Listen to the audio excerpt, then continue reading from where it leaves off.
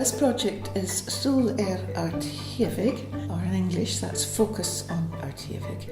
I'm Anne Baxter and I'm the chair of the Board of Directors for the Mull Historical Centre. We're funded by Heritage Lottery Fund, Stories, Stones and Bones, from their year of History and Archaeology, to look at a deserted township called Ardchiavaig on the right hand side of the road going down towards the port of Ushki.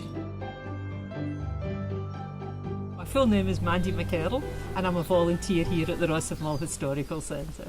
It grew from a meeting of two distinct families, one from Canada, one from the States, that happened to come into the centre a number of years ago and find out that they were all the descendants of people who had left Ardchiavaig.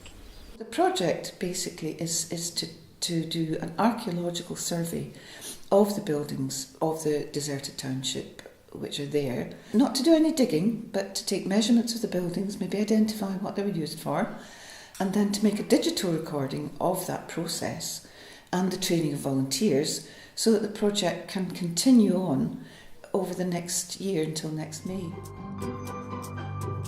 My name is Claire Ellis and I'm an archaeologist. I've been asked by the Mull Historical Centre to help them with their project. So what we've been doing is doing some walkover survey, which basically involves going out in the field, looking at what archaeology you can see on the ground. So it can be standing buildings, it can be earthworks, and basically walking over when you find a bit of archaeology, stopping at it and then recording it. So using tapes, doing sketch plans to scale, doing a verbal description, taking some photographs, basically doing a nice little plan of the archaeology. And then later on, what we're doing is also then relating it to old maps as well to see if we can age the archaeology we can see on the ground. And we've also been doing a thing with electron distance measurer, which is called an EDM, and that gives you a 3D image of the archaeology. So basically you have this little machine, and somebody with a big pole, and you wander around and you get points on different buildings, and then you can put that into a computer package and create a 3D image of the archaeology which you can see on the ground. I'll write a report and give them all the sort of raw data as well.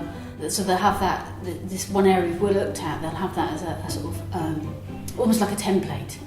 And then what they can then do is add to that, so go to different areas and follow the same principles and basically start mapping all the townships in the local area. There's a national database in Scotland with all the archaeological sites on it, so all this information will get fed into that. So it's there really for as long as those sort of things exist, for anybody who can access it on the internet and then actually have a look and see what work's being done in the area.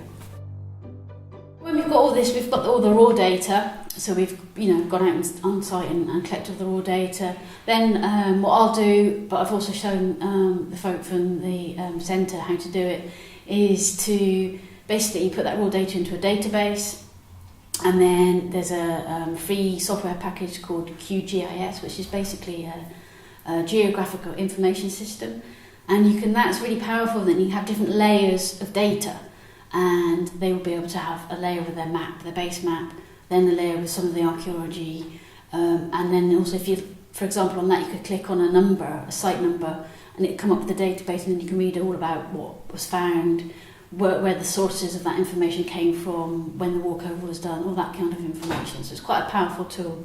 So they've now got that, and I think they'll sort of self-teach themselves how to use that.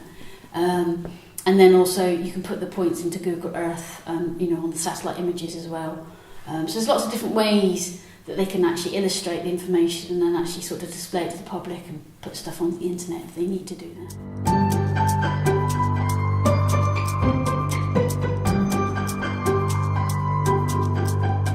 My name is Liz Meadows.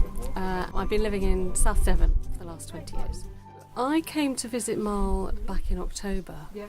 I was aware that my ancestors were from Benesson, and I did a bit of research at the Historical Centre in Benesson. What I know about is my great-great-great-grandfather is called Archibald MacPhail.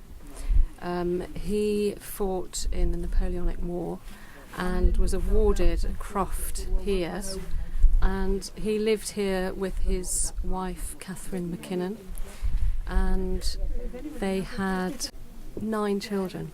So he lived here as a crofter, and his son, Duncan MacPhail, is my great-great-grandfather, who was born here, and the croft was handed down to him. They were moved off this croft somewhere between 1861 and 1871. Some went to Glasgow, some went to Canada, and Archibald MacPhail, who was originally awarded this croft, went to the north of the island. Yes, so what I'm really interested in is apparently they found a headstone in the old church that they removed because it wasn't attached to any grave, it was just lying down, and the name on that headstone is Archibald MacPhail. So I've been off and done my research with dates. I've got loads of bits of paper that all unravel, so I'm quite desperate to get down to the historical centre and check the dates, see if it's his headstone. So the other thing I know about them is they were shoemakers in the village. There was 5 shoemakers in the village of Benesson, so that shows how many people lived in this area. I believe it's about 3,800 people lived in this little area, and they would have lived a rough life, an outdoor life, so I'm sure they got through a lot of pairs of shoes.